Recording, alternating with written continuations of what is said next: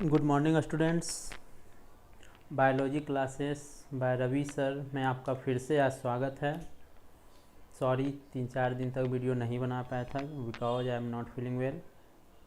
आज फिर से रोग को ही हम आगे बढ़ाएंगे। जैसे हम आपको कई सारे रोग के बारे में पढ़ा चुके थे और कई सारे रोग के बारे में और हमें पढ़ाना है, तो इसके बाद अगला रोग के बारे में पढ़ेंगे जिसके कारण अभी आप लोग को ऑनलाइन पढ़ना पड़ रहा है। वो रोग का नाम है कोरोना। ठीक है, CORONA।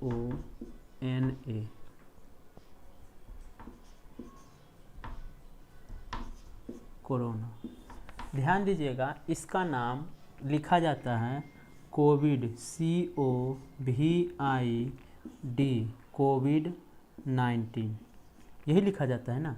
ध्यान दीजिएगा, CO से होता है कोरोना, VI से होता है वायरस और D से होता है डिजीज। ये कब हुआ था? तो 19 में। कोरोना वायरस के कारण जो बीमारी हो रहा है वो उसका शुरुआत कब हुआ था? 2019 में। सबसे पहला मरीज जो मिला था वह मिला था 14 नवंबर 2019 में। और कहाँ मिला था? तो चाइना में।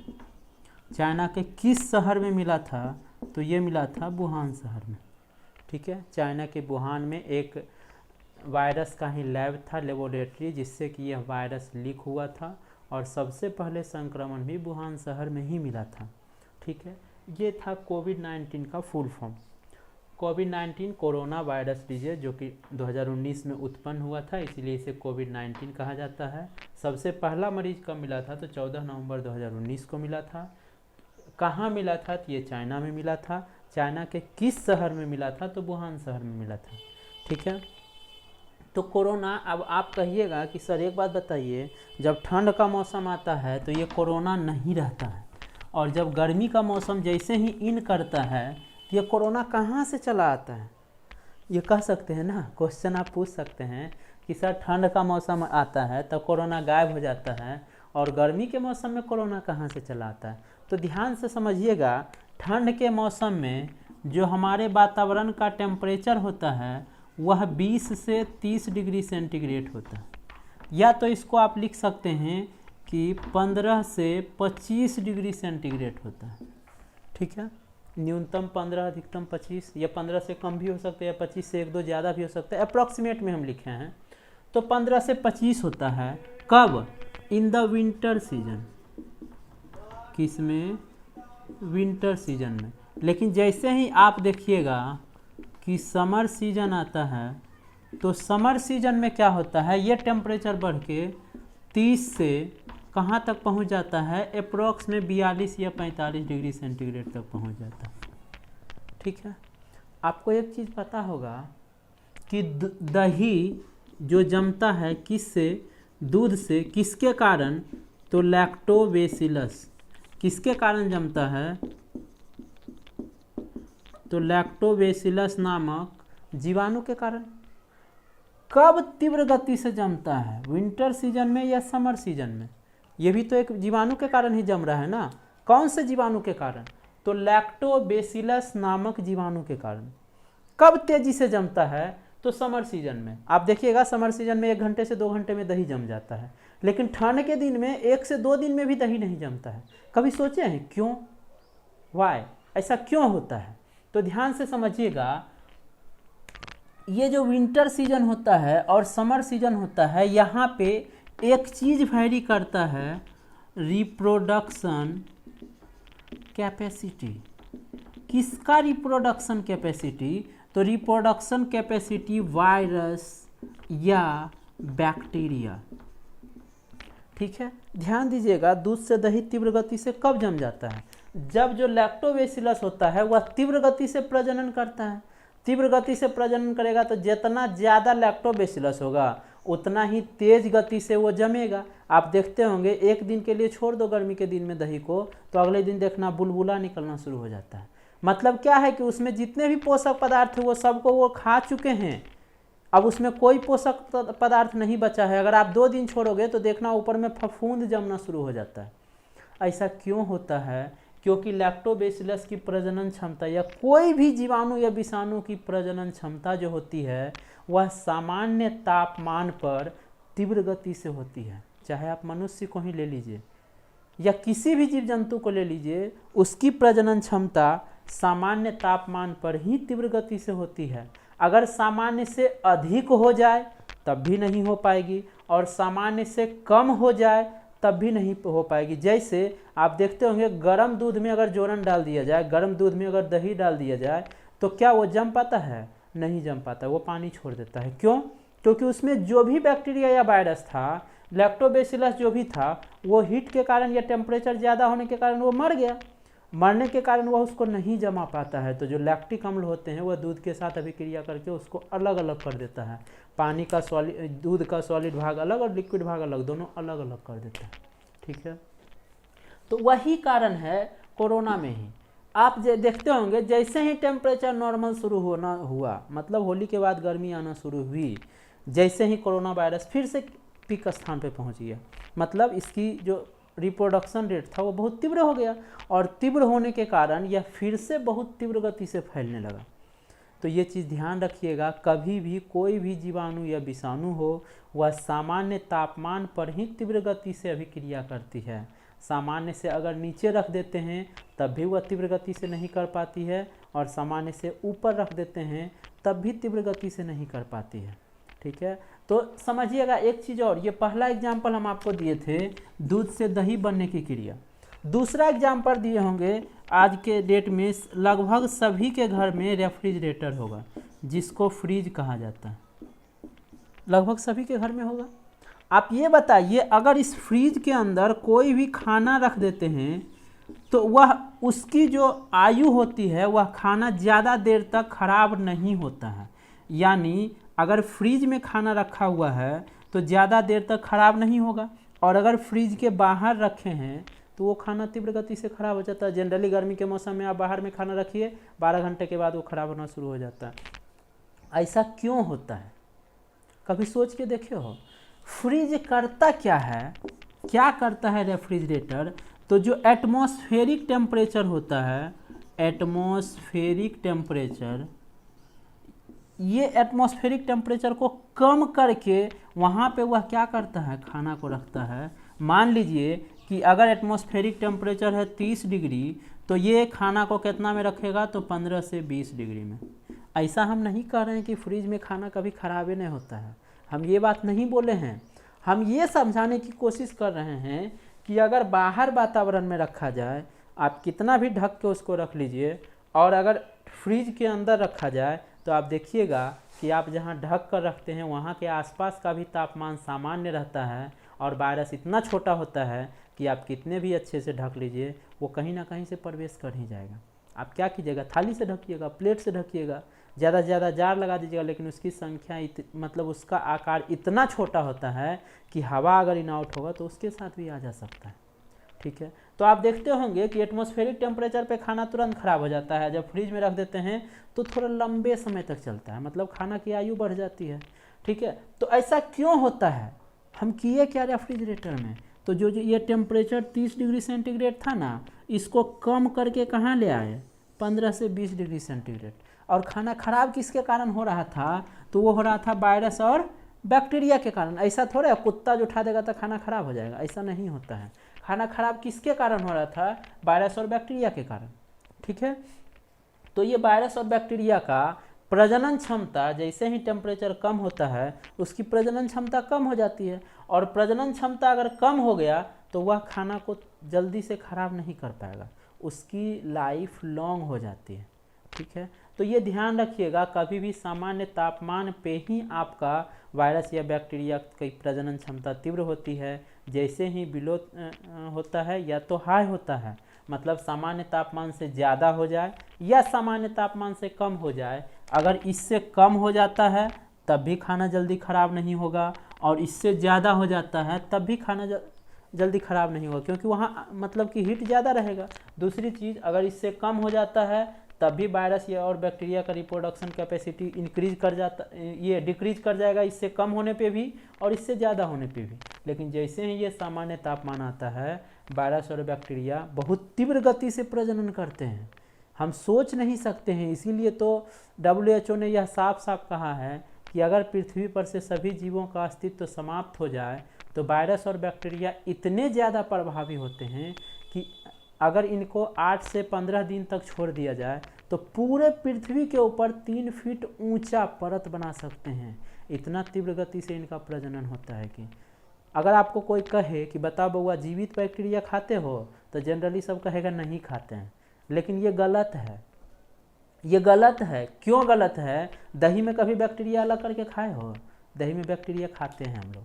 तो कुछ बैक्टीरिया, यहाँ पे एक चीज़ समझिएगा कि कुछ जीवाणु हमारे लिए उपयोगी भी होते हैं और कुछ जीवाणु हमारे लिए अनुपयोगी या हानिकारक भी होते हैं। कुछ लाभदायक होते हैं और कुछ हानिकारक होते हैं। लेकिन जो विषाणु होते हैं वह हमेशा क्या होंगे? तो वह हमेशा हानिकारक होंगे। वायरस कभी भी लाभदायक नहीं होता है, क्योंकि उसका नाम ही है, उसका नाम हम क्या लिखे हैं? विषाणु। इसको संधि विच्छेद कीजिए तो क्या लिखा हुआ है? तो विष अजोर अणु, यही ना है, विष का अणु। तो विष मतलब क्या होता है? तो जनरली विष मतलब क्या कहा जाता है? कि यह जहर होता है, यही ना कहा जाता है। विष मतलब क्या होता है? जहर होता है। तो जहर का अणु कभी भी उपयोगी होगा? कभी नहीं होगा। तो जहर का अणु कभी उपयोगी नहीं होता है। इसीलिए वायरस या विषाणु जो होता है वह हमेशा हमारे लिए हानिकारक ही होता है। लेकिन जो जीवाणु होते हैं वह कुछ कंडीशन में हमारे लिए लाभदायक भी होते हैं और कुछ कंडीशन में हमारे लिए हानिकारक भी होते हैं। जैसे एक ये जीवाणु का नाम सुनिएगा, एक नाम आप लोग सुने होंगे, प्रियोन। नाम सुने हैं? प्रियोन नामक बैक्टीरिया 11th में आप लोग पढ़े होंगे, और अगर नहीं पढ़े तो हम पढ़ा देते हैं। प्रियोन बैक्टीरिया हमारे शरीर में हमेशा उपस्थित रहता है। किस भाग में? तो देखिएगा, प्रियोन बैक्टीरिया देख नहीं सकते हम लोग। प्रियोन बैक्टीरिया हमारे किस भाग में? हमारे क्या, प्रत्येक जीव के मस्तिष्क वाले भाग में हमेशा प्रियोन उपस्थित रहता है। आप कहिएगा सर कैसे इसको रियलाइज? देखिए, देख नहीं सकते हैं इसको बिना माइक्रोस्कोप के, लेकिन इस चीज़ को समझ सकते हैं हम लोग, क्योंकि साइंस कहता है किसी भी चीज़ को समझो। अगर देख नहीं सकते हो तो उसको समझो, और अगर देखना है तो उपकरण का प्रयोग करो, जरूर दिखेगा वो।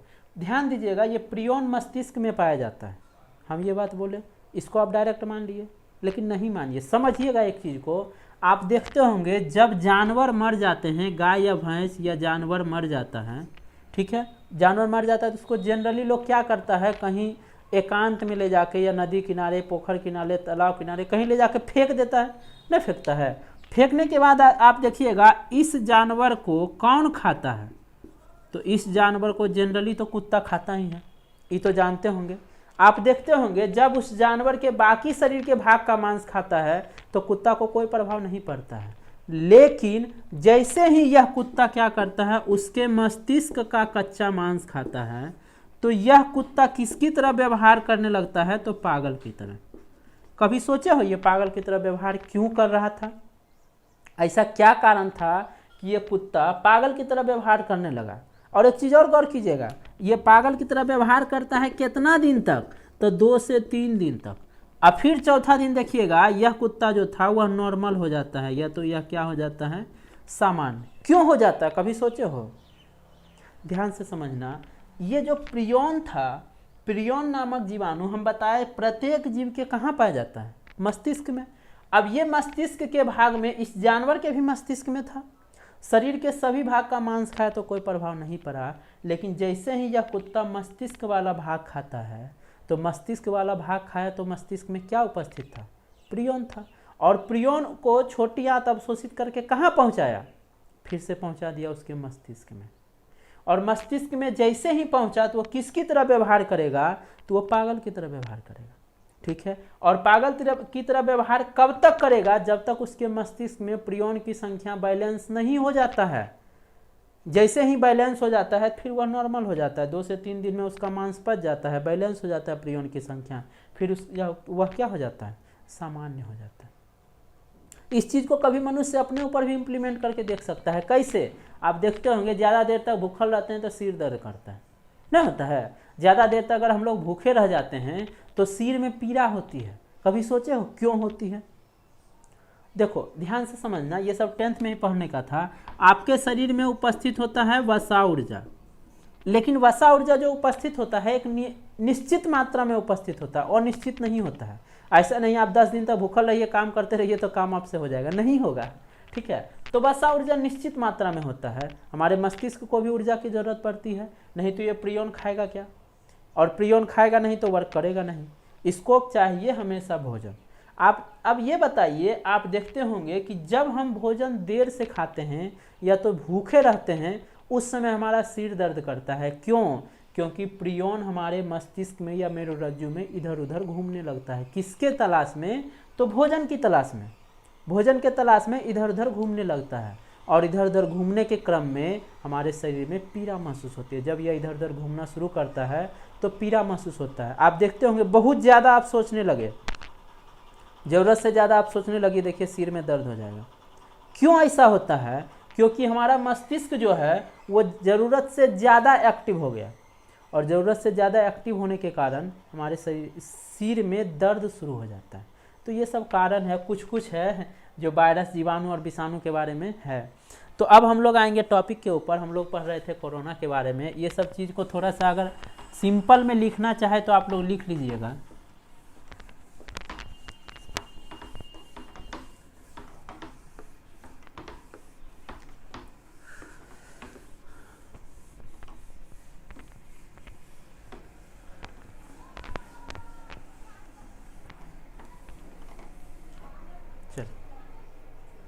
हाँ, हम पढ़ रहे थे कोरोना के बारे में।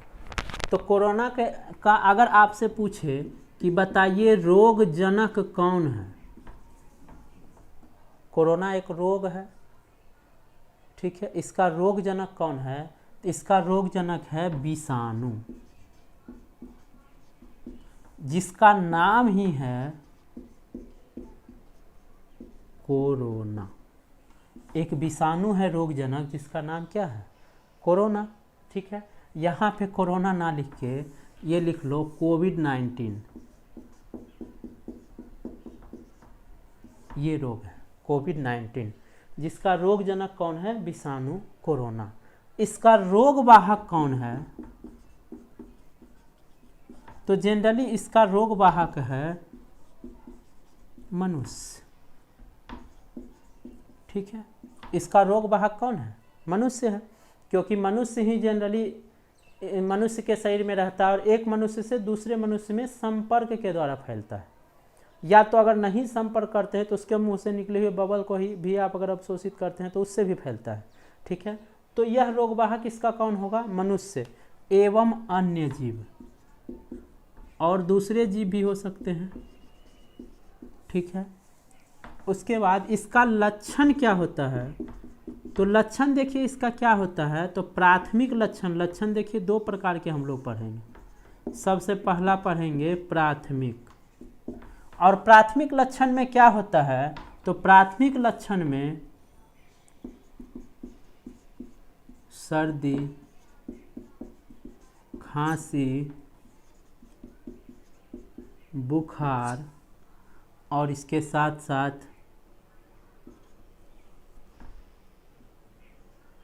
सर्दी, खांसी, बुखार, बस प्राइमरी लक्षण में यही है। अब अगर कहे प्राथमिक और इसके बाद कहे कि बताइए द्वितीयक लक्षण कौन कौन सा है, तो द्वितीयक लक्षण में सबसे खराब जो लक्षण है इसका कि श्वास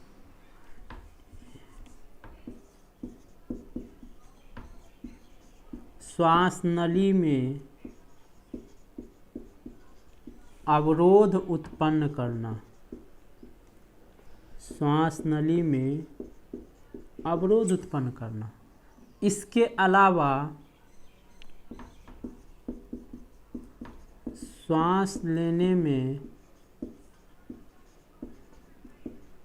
तकलीफ होना, ठीक है। ये सब लक्षण है इसके, दो लक्षण लिखा है प्राथमिक और द्वितीय, ठीक है। इसके अलावा रोगजनक हो गया, रोग वाहक हो गया, लक्षण हो गया। अब इससे बचाव कैसे किया जा सकता है?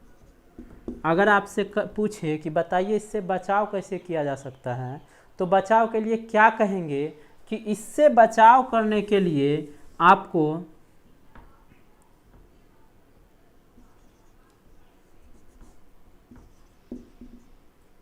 या तो लिखिएगा इसमें रोग ग्रसित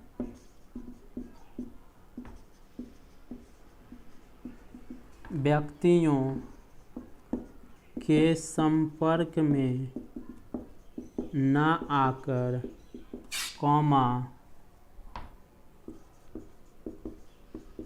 हमेशा मास्क पहनकर, उसके बाद बार बार हाथों को साबुन से धोकर, इत्यादि। इस प्रकार से कई सारे ऐसे चीज़ हैं जिससे इनका बचाव किया जा सकता है। ठीक है।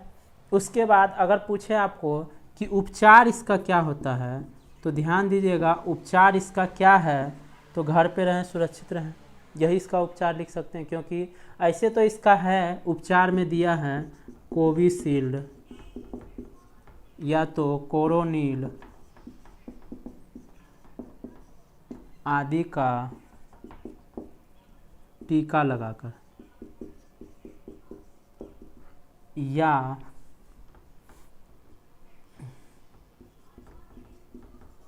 तुलसी, लौंग, अदरक, तुलसी, लौंग, अदरक और इसके साथ ही साथ तुलसी, लौंग, अदरक का काढ़ा पीकर एवं रात में सोते समय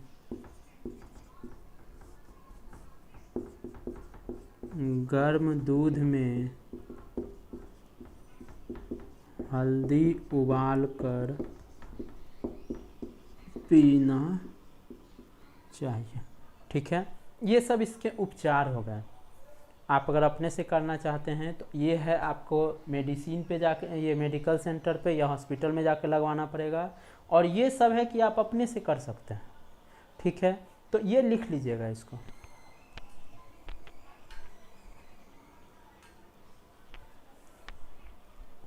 इसको लिख लीजिएगा। ये आपका पूरा कोरोना का था, कोविड-19 का लेक्चर। अगर आपको वीडियो अच्छा लगे तो हमारे चैनल को सब्सक्राइब कीजिए, वीडियो को लाइक कीजिए और अपने दोस्तों के साथ शेयर कीजिएगा। ठीक है। अगले लेक्चर में हम फिर दूसरे रोग के बारे में चर्चा करेंगे। धन्यवाद।